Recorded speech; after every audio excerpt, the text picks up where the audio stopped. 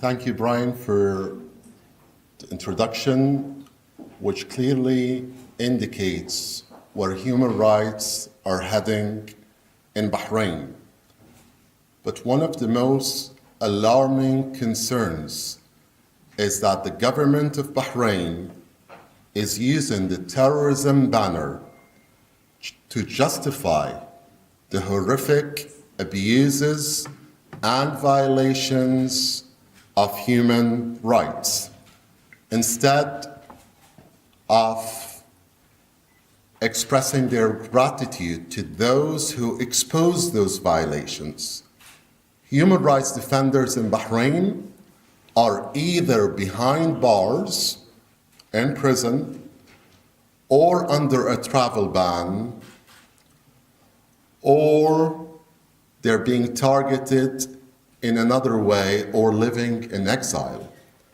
The majority of human rights defenders in Bahrain today are under a travel ban, and they're facing reprisals for partnering with the UN human rights mechanisms and attending the Human Rights Council. Last year, Radi al-Qatari, Muhammad al-Shakhuri, and Ibtisam al-Sayigh were accused of terrorism for practicing their defense for human rights, for defending universal human rights. Ibtisam al-Sayigh was tortured, ill-treated, and four UN special rapporteurs had a public statement on Ibtisam al-Sayigh and other human rights defenders who have been targeted. The amendment made by the King of Bahrain to the Constitution, which allows military courts to hold trials for civilians, is another alarming and threatening threat and danger for human rights in Bahrain.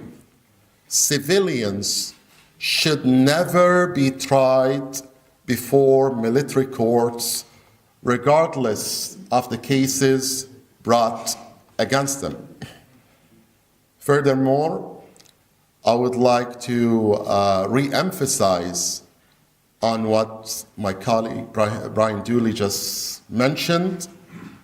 He mentioned that one of the activists who have been recently sentenced to death, Muhammad al-Mitghawi, Muhammad Abdel Hassan al-Mitghawi, and he's one of the 6 who have been recently sentenced to death in Bahrain, is an activist who has been partnering with human rights organizations to record and expose human rights violations.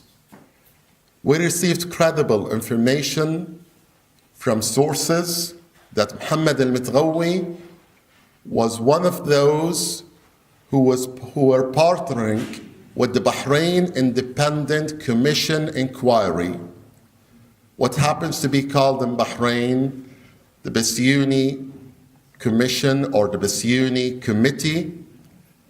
He has been partnering with them to record, verify human rights violations which were committed in 2011.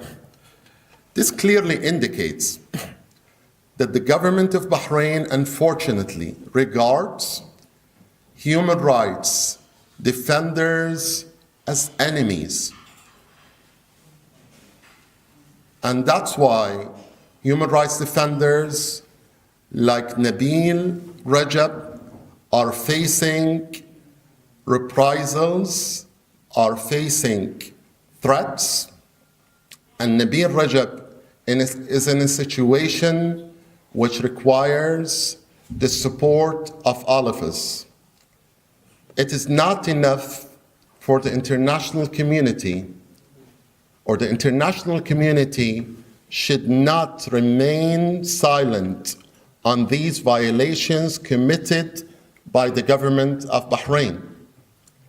We have seen that civil society, including our partner FIDH and other NGOs and international human rights organizations, have been outspoken about these violations.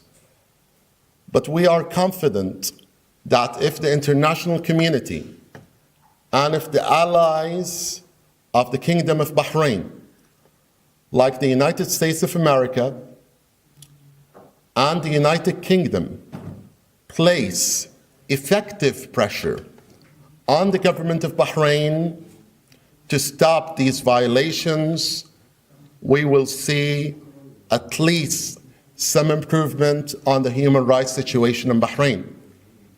However, it's very unfortunate that the level of pressure until today is not effective and has not been effective in putting a stop to human rights violations in Bahrain. I would like to call on the international community to take a stance at this critical moment in the history of Bahrain. We have seen the National Security Agency, the NSA, revived at the beginning of this year. And we have seen that the amendment allows military courts to trial civilians. It's time for the international community to take a clear stance on the gross violations committed by the government of Bahrain. Thank you.